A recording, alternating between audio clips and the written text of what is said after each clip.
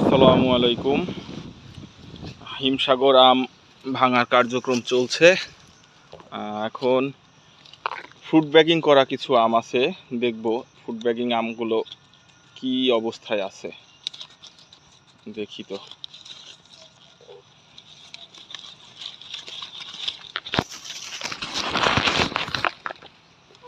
বিসমিল্লাহ, আলহামদুলিল্লাহ।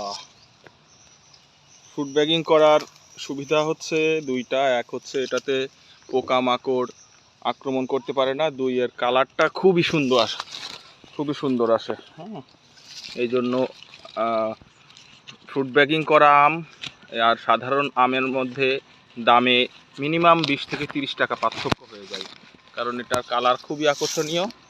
যে কেউ এটা পছন্দ করে। এটা দেখে মনে হবে পেকে গেছে, কিন্তু এটা এখনও পাকেনি, তবে এটা পাকার প্রাক অবস্থায় আছে। এটা ভেঙে রাখলে 2-3 দিনের মধ্যে ন্যাচারালি পেকে যাবে। দেখেন ফ্রুট ব্যাগিং করা আমগুলো কালার। ধন্যবাদ।